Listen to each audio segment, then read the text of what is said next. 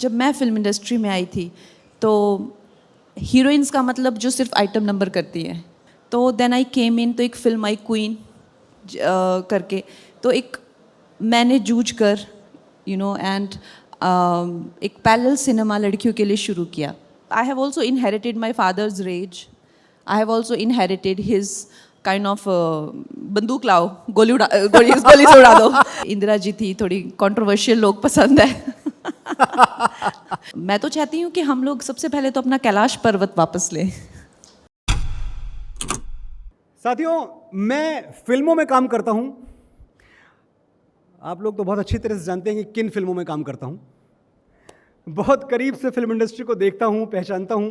हमारे यहां दो तरह की हीरोइंस होती हैं. एक वो जो सुपरस्टार की हीरोइन बनकर खुश रहती हैं, और दूसरी वो जो कहती हैं मैं सुपरस्टार की हीरोइन नहीं, खुद सुपरस्टार बनूंगी. अच्छा, ये जो दूसरी कैटेगरी है, इसके कुछ नाम मैं आपको गिनवाता हूं. नरगिस दत्त, मधुबाला, मीना कुमारी, हेमा मालिनी जी, रेखा, श्रीदेवी, माधुरी दीक्षित और हमारे दौर में कंगना रनौत. सबको पता है कि हिंदी फिल्मों का भाई किंग कोई भी हो, क्वीन तो बस एक ही है. ये क्वीन, हमारी और आपकी ये क्वीन, इस देश की करोड़ों स्मॉल टाउन गर्ल्स का किंग साइज मोटिवेशन बन चुकी हैं. 4 बार नेशनल फिल्म अवार्ड जीत चुकी, पद्मश्री. और मैं अगर अपना व्यक्तिगत तौर पे परिचय दूं तो मेरी बड़ी प्यारी छोटी बहन कंगना रनौत आज हमारे बीच है. मैं चाहता हूं जोरदार तालियों से मंच पर इनका स्वागत कीजिए. मैं शायद अपनी जिंदगी में पहली बार किसी से ऐसे बैठ के आमने सामने बात कर रहा हूं टेलीविजन पे. आई थिंक ये बहुत अच्छी पहल है जो हम दोनों के बीच हो रही है, हम मेरे साथ हो रही है. आपने इतने प्यार से मुझे अपनी छोटी बहन कहा, तो आई थिंक ये एक बहुत ही स्पेशल, आप हमेशा याद रखेंगे कि मैंने पहला इंटरव्यू कंगना का लिया था. हो सकता है आगे चल के आप अपना टॉक शो करें, वहाँ भी ये बात का जिक्र हो. और मैं अगले 10, 20, 50 सालों तक कंगना का ही इंटरव्यू करते रहना चाहता हूं. इतना कंटेंट है कंगना के पास, इतना कुछ कहने को है. तो हम सब सुनने के लिए तैयार हैं? क्या बात. कंगना, आज की हमारा जो आज का इवेंट है, ये अनसंग हीरोज को सम्मानित करने के लिए है. वो लोग जो हमें टेलीविजन या अखबार के पन्नों में बहुत कम देखते हैं, लेकिन बहुत बड़ा काम करते हैं. एक चीज हमने बहुत बार सुनी है, आपके बारे में तो खास तौर से कहा जाता है कि Kangana is a self made person, self made girl. लेकिन मैं ये मानता हूं कि एक्चुअली कोई भी सेल्फ मेड नहीं होता. 100% सेल्फ मेड तो कोई नहीं होता. बहुत सारे लोग होते हैं जो अपने हाथों से सजाते हैं, संवारते हैं. एक एक पत्थर, एक एक ईंट रख के किसी के व्यक्तित्व का, आप जैसे विराट व्यक्तित्व का निर्माण होता है. तो मैं अगर आपसे ये पूछूं कि इस हीरो के पीछे और कौन से हीरोज रहे हैं, तो क्या बताएंगे आप? जैसा कि आपने कहा कि ये एक आई थिंक गलत सोच है कि कोई भी सेल्फ मेड होता है. कोई भी पूरी तरह से सेल्फ मेड नहीं होता है. बहुत सारे लोगों का प्यार आपको मिलता है, आशीर्वाद आपको मिलता है, और जो लोग आपको चैलेंज भी करते हैं, जितना जो लोग आपको प्रोत्साहित करते हैं, प्यार करते हैं, आप में विश्वास रखते हैं, मेरा मानना है उनसे ज़्यादा जो लोग आपको आपके मुंह पर सच्चाई बोलते हैं, आप जहाँ खड़े होते हैं या आप जो हैं वो बिना किसी डर के आपको बताते हैं, वो भी कहीं ना कहीं आपके अनसंग हीरोज़ होते हैं. तो ऐसे बहुत सारे लोग मुझे भी ज़िंदगी में, हर एक इंसान को संवारने के लिए बहुत सारे कई मोड़ पे बहुत सारे लोग मिलते हैं. तो उस तरह से मुझे भी मिले हैं अनडाउटेडली. एंड मोस्ट प्रोमिनेंट उनमें से I think to begin with my father, मेरे पिताजी. जब हम छोटे थे तो वो हमेशा कहते थे कि जो मेरी बेटियां हैं वो ऐसे जैसे गांव की और लड़कियां हैं वैसे नहीं होंगी. मेरी बेटियां जो है कभी उनको उनके ससुराल में अगर इज़्ज़त नहीं मिलेगी तो वो लोग कभी उस डर से वहाँ पे नहीं रहेंगी कि अब हम कहाँ जाएं या हमारा क्या होगा. तो मेरे पिताजी ने हमेशा ये चाहा कि हम पढ़ें, और हमेशा ये बात बहुत छोटी उम्र से हमारे दिमाग में डाल दी. तो मेरी सिस्टर को भी उन्होंने बहुत बड़े इंस्टीट्यूट में भेजा, मुझे भी पढ़ने के लिए बाहर गांव से. हम एक बहुत छोटे गांव से आते हैं. वहाँ मतलब लड़कियों का पढ़ना भी बहुत बड़ी बात होती है, लेकिन बाहर जाके पढ़ना, बड़े बड़े इंस्टीट्यूट, मैं भी चंडीगढ़ में DAB 15 में पापा ने मुझे हॉस्टल में डाला, तो उनका बहुत सपना था कि मेरे बच्चे जो है, मुझे हमेशा कहते थे तुम DC बनना, तुम इस तरह से हमेशा बड़े बड़े सपने दिखाते थे। तो ये बात अलग है कि जब मेरे सपने कुछ ज़्यादा बड़े हो गए तो उन्हीं को सबसे ज़्यादा दिक्कत हो गई। तो आई थिंक वो भी जब मेरे पिताजी ने मुझे कहा कि जब मैं बाहर चंडीगढ़ में पढ़ के या जब मैं एक्सपोज हुई और उसमें, तो मैंने उनको कहा कि मुझे अब पढ़ना ही नहीं है, I want to do something different, मैं अब थिएटर करना चाहती हूँ या कुछ ऐसा। तो उस टाइम भी मेरे पापा ने मुझे कहा कि देखो मैं एक आम इंसान हूँ जो समाज में रहता हूँ, ये उनके वर्ड्स थे एग्जैक्टली, और मुझे जो आता है उसमें मैं आपको गाइड कर सकता हूँ, बिकॉज आप मेरी बेटी हैं और आप मैं आपका गार्डियन हूँ, लेकिन आपको अपनी मर्ज़ी से कुछ करना है कि पढ़ना ही नहीं है, स्कूल ही नहीं जाना है, कुछ थिएटर करना है, बॉम्बे दिल्ली जाना है, वो ना हमारा सामर्थ्य है, ना क्षमता है, ना इच्छा ही है कि हम बॉम्बे दिल्ली जाए। हमारे परिवार में से कभी भी, मतलब एटलीस्ट पापा और मम्मी तो नहीं गए थे। तो उन्होंने कहा अगर आपको ऐसा करना है तो आप अपनी मर्ज़ी से करो, फिर हम आपका पूरा 100% तरीके से त्याग कर देंगे, पूरी तरीके से त्याग कर देंगे। हाँ पूरे।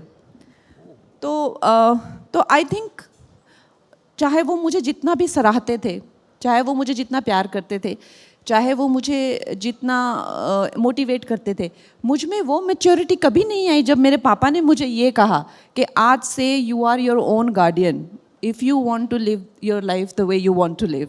और डर नहीं लगा कंगना? तो I think these are your real heroes, जो आपको ज़िंदगी की सच्चाई भी बताते हैं, कि हर ज़िंदगी में जब आप कोई एक्शन करते तो उसके कॉन्सिक्वेंसेस भी होते हैं। And I think because of this I could make the life I have today.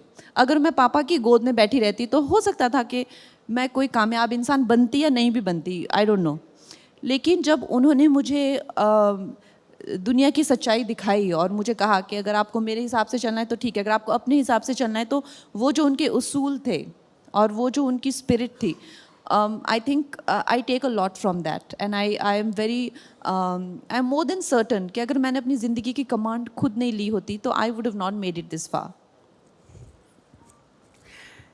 ये कंफर्ट जोन जिसमें आप थीं, जिसमें आप पली बढ़ी, ये तोड़ते हुए, ये सब कुछ छोड़ देते हुए अचानक, और वो भी तब जब आपके पिताजी ने आपको साफ साफ कह दिया कि हम तुम्हारा त्याग कर देंगे। बहुत भारी शब्द है, मैं समझ सकता हूँ हिंदुस्तान नहीं, की ऐसे नहीं, इतने प्यार से नहीं बोला था। अच्छा। उन्होंने जो एक प्रॉपर राजपूतों के घर की जो परंपरा होती है ना कि लाओ मेरी राइफल मैं इसको उड़ा दूंगा, उन्होंने इस तरह से बोला था। मैं बहुत सभ्य शब्दों में बोल रही हूँ। तो हमारे अभी भी थोड़े पेट्रियार्कल सोसाइटी है जी। तो और जिस तरह से खासकर क्षत्रियों के घर में हर बात पे लड़कियों को सो आई थिंक मेरे लिए even though I come from a very educated family, मेरे जो दादाजी हैं वो भी एक ब्यूरोक्रेट थे, मेरे जो परदादा जी हैं वो एक MLA रह चुके हैं, तो हम उस तरह की फैमिली से आते हैं। लेकिन वो ट्रेडिशन है कि अगर आपने वो लक्ष्मण रेखा लांघी तो फिर राइफल से उड़ा दिए जाओगे, उस टाइप से। तो फिर I think obviously I have also inherited my father's rage, I have also inherited his kind of बंदूक लाओ, गोली से उड़ा दो। So definitely धाकड़ हैं आप, शुरू से ही धाकड़ हैं। Naturally, I am of all my siblings, I am on my father, and he couldn't handle me because I am completely on him. So I think वो तो होता ही है, जिस तरह के environment में आप, वो जो लड़ने की मुझ में है spirit, and जो मैंने अपने बचपन से ही देखा हुआ है कि मेरे पिताजी क्विक टेम्पर्ड हैं और बहुत ज़्यादा उसूलों में, जैसे मैंने आपको कहा कि बच्चों से उनको प्यार है, वो है, लेकिन वो उन कॉम्प्रोमाइज़ नहीं कर सकते। लाइफ वैल्यूज़ पे वो कॉम्प्रोमाइज़ नहीं करेंगे कि आपके प्यार में सिमट के या आंसू आ गए, नहीं, वो कॉम्प्रोमाइज़ करेंगे ही नहीं किसी भी वैल्यू सिस्टम पे, वो उनका है। ये बात अलग हो गई कि because I became very successful, तो वो कंफ्यूज हो गए फिर लाइफ में कि ये क्या हुआ, बिकॉज अब तक तो इनको पता था कि ये फॉर्मूला कभी वर्क कर नहीं सकता। तो उस तक तो वो सब ठीक था, but when I became very successful, specially उनके लिए फिल्मों से ज़्यादा, पैसों से ज़्यादा, शोहरत से ज़्यादा क्या मायने रखता है मेरी फैमिली में, क्योंकि जैसा मैंने बताया जिस तरह के हम परिवार से आते हैं, नेशनल अवार्ड मिलना, बिल्कुल, किस इस तरह के फंक्शंस में आना, वो भी 4 बार। मैं चाहता हूं तालियां बजाई जाएं, 1-2 बार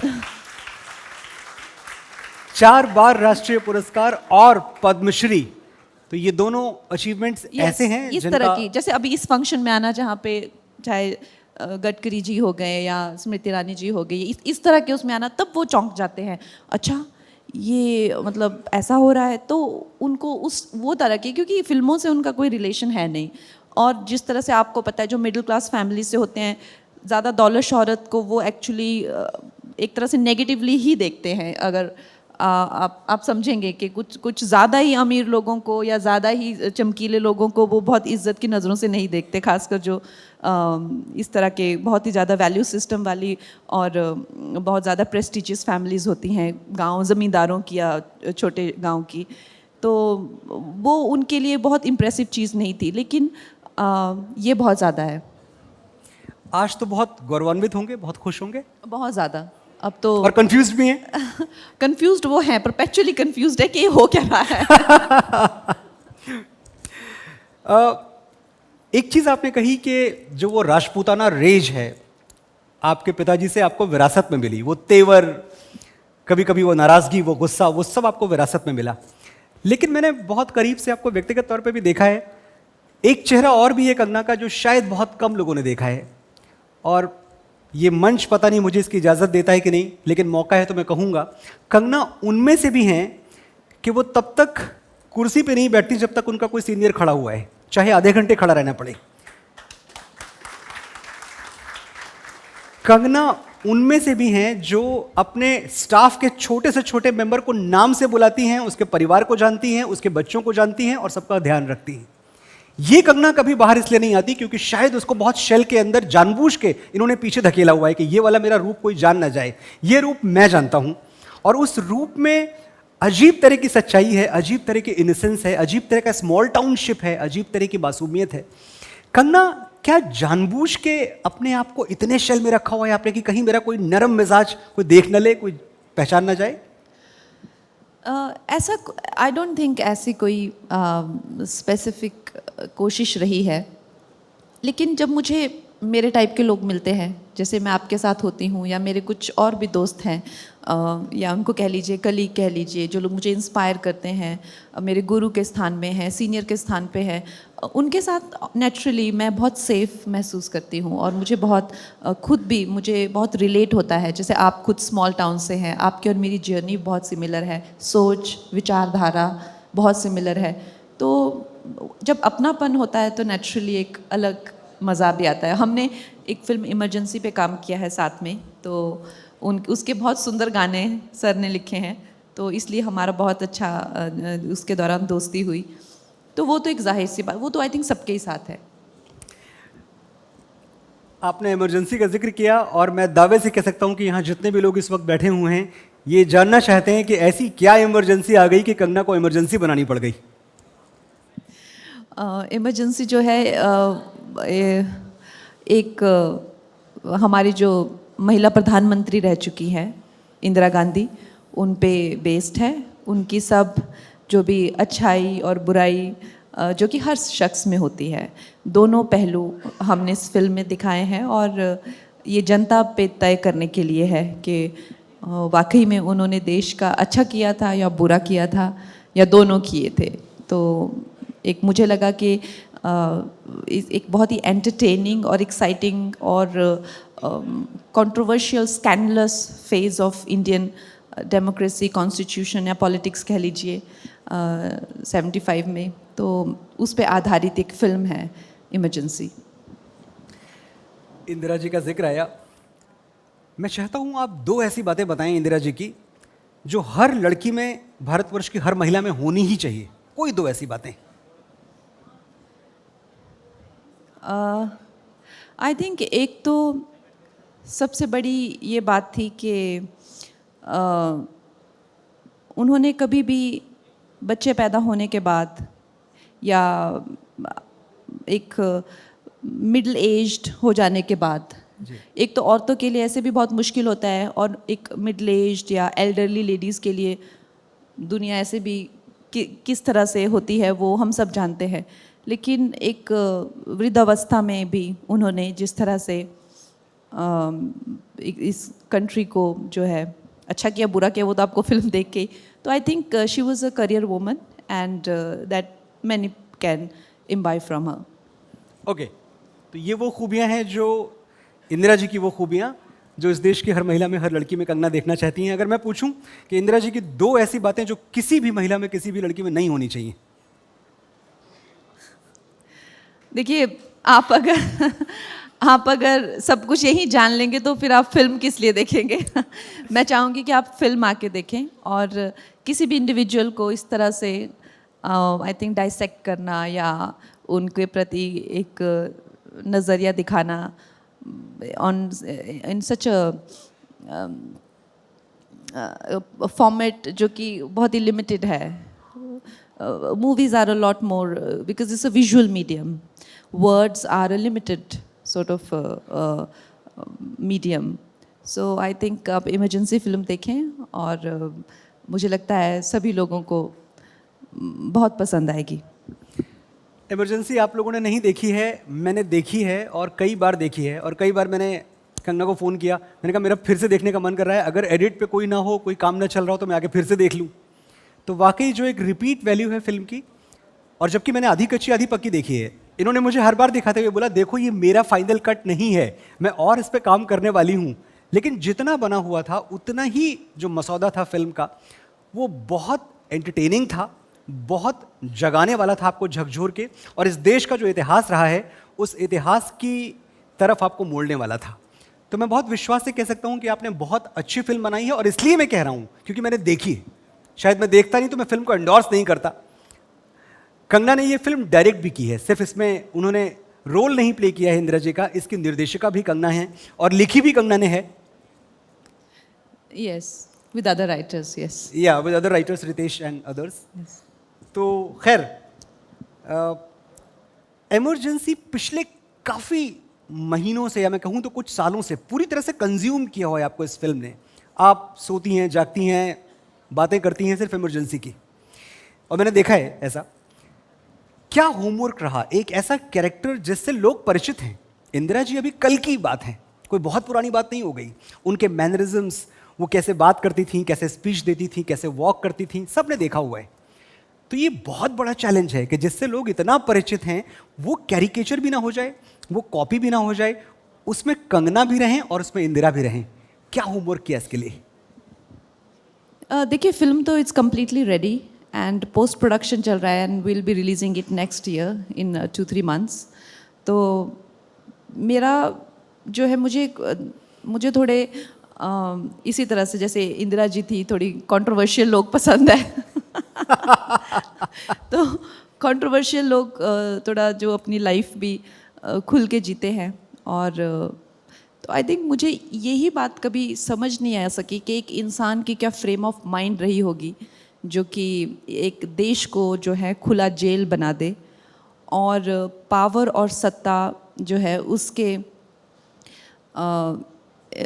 नशा कह लीजिए या उसके लालच में आके जो है वो इतना बड़ा एक कांड कर जाए, जो कि इतिहास कभी आप सोचिए, आज हम लोग कुछ भी एक छोटी सी चीज़ होती है, हमारे जो फंडामेंटल राइट्स हैं हमारे, छोटी से छोटी चीज़ हम सोशल मीडिया पे डालते हैं। कोई भी हिंदुस्तानी के कोई भी फंडामेंटल राइट्स थे ही नहीं। पूरी देश एक खुली जेल थी, जो हम आज नॉर्थ कोरिया या से देखते हैं उस हिसाब से। तो मुझे तो बहुत एक्साइटिंग लगा कि क्या रहा होगा, क्या समा रहा होगा और क्या लोग रहे होंगे।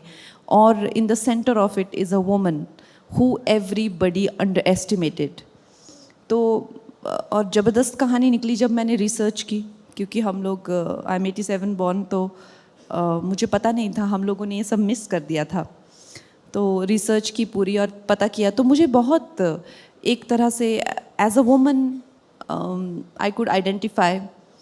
She is not larger than life for sure, she is also not great, but she tried.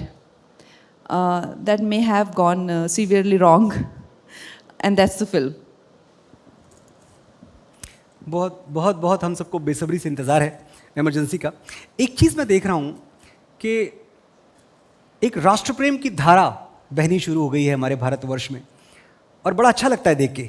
आज आप नुक्कड़ पे हों, फुटपाथ पे हों, एक आम भारतवासी भी राष्ट्र प्रेम की बात करता है। उसको अपनी ड्यूटीज़ का अंदाज़ा हो चुका है, उसको ये पता चल चुका है कि मेरे लिए देश को आगे ले जाना भी ज़रूरी है। सिर्फ व्यक्तिगत मेरा अपना आगे बढ़ना, मेरे परिवार का आगे बढ़ना इतना काफ़ी नहीं है। लेकिन दूसरी तरफ हम देखते हैं कि राष्ट्रभक्ति पे जो बनी हुई फिल्में हैं, वो चाहे सैम बहादुर हो, अभी थोड़े दिनों पहले ये फिल्म आई, या तेजस हो, ये फिल्में लगभग एवरेज बिजनेस करती हैं। और दूसरी तरफ हम देख रहे हैं पठान है, जवान है, एनिमल है, 500 करोड़ क्रॉस कर रही हैं। तो ये अजीब सा फर्क नजर नहीं आ रहा? देखिए, हमेशा क्या होता है ना कि जो एंटरटेनमेंट है, it is directly related to,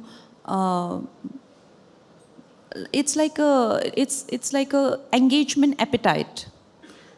जैसे हमें भूख होती है, हमें खाने की भूख होती है, तो हमें कभी लगता है कि यार आज ये दाल खाई जाए, या ये सब्ज़ी खाए, आज बैंगन खाया जाए, टिंडे खाए जाए, या चाइनीज़ खाया जाए, या अपने अपना सामर्थ्य है, कुछ होता है छोले भटूरे खाए जाए, या रसम खाई। तो जिस तरह से हमारी एक एंगेजमेंट एपेटाइट होती है, तो जो दौर चलता है, जिस तरह से वक्त चलता है, as an individual I feel कि जो कोविड का एक बहुत ही ज़्यादा एक झंझोर देने वाला जो दौर रहा है, and especially the whole world is struggling, whether it is war or it is other sort of struggles that people are facing. एक तरह से देखा जा रहा है तो बहुत ही ज़्यादा superficial, frivolous entertainment is resonating with people right now. You know, sometimes I personally feel that if people are liking something, it's just like food. You can't question somebody that कैसे आपने ये जैसे इस तरह की फिल्में क्यों पसंद करी जा रही हैं। जैसे आपने कहा कि जो शैलो हैं, या वो प्रिडिक्टेबल हैं, या एक टिपिकल फॉर्मेट में हैं, you can't question people, they like what they like. But ये भी हम लोगों ने देखा हुआ है, जैसे मणिकर्णिका हो गई या उरी हो गई, बहुत ज़बरदस्त बिजनेस इन्होंने किया, बहुत लोगों ने सराहा, पर I think it's a phase, audience go through phases, and आप देखेंगे slowly the tide will turn, और ये सब formulas फिर fail होने लगेंगे जैसे हो रहे थे। It's a cycle. Yeah. You know, people just feel fed up about predictable things. और and especially जब मैं फिल्म इंडस्ट्री में आई थी, तो हीरोइंस का मतलब जो सिर्फ आइटम नंबर करती हैं, सिर्फ जो आइटम नंबर करती हैं, और उसके सिवाय हीरोइंस का और कोई काम ही नहीं था।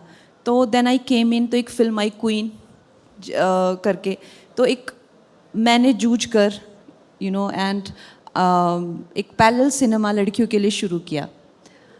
तो उस तरह से और भी लोग आएंगे who will break this convenient cinema pattern, कि आप बैठे हुए हैं, या चाहे आप सॉफ्ट पोर्न के तरीके से दिखा रहे हैं, चाहे वायलेंस के तरीके से दिखा रहे हैं, चाहे लड़कियों को कर रहे हैं, तो people will rise, the consciousness of human will rise, the consciousness of artist will rise, and they will challenge these. And again, the films will be there, चाहे वो चक दे इंडिया हो, चाहे वो उरी हो, या क्वीन हो, या there will come phases. But will people keep falling for the convenient popcorn cinema? That will happen. And to be honest, the kind of misery that Indian theatres are going through, I am at a phase that I really don't mind. I don't mind because when a theatre runs, there are hundreds of people जिनके घर चलते हैं. There are people who, जिनकी रोजी रोटी है. So, I think you can't really have a morality lens here, because you really don't know what it is good, because it is definitely corrupting the consciousness of the youth and the whole. I mean, they should be watching, they definitely deserve to watch better things, but at the same time, you don't know. There are people who's, whether the sweepers, the cleaners, the popcorn sellers, everybody's houses are running. तो दोनों ही दो धारी तलवार है ये. बिल्कुल है, absolutely. और एक एकदम अनरिलेटेड क्वेश्चन मैं आपसे पूछना चाहूँगा अभी. मुझे ऐसा बताया जा रहा है कि अभी अनुच्छेद 370 पे फैसला आज आने वाला था जब हम ये शो रिकॉर्ड कर रहे हैं। फैसला आ चुका है अनुच्छेद 370 पर और माननीय उच्चतम न्यायालय ने मोदी सरकार के इस फैसले को सही ठहराया है।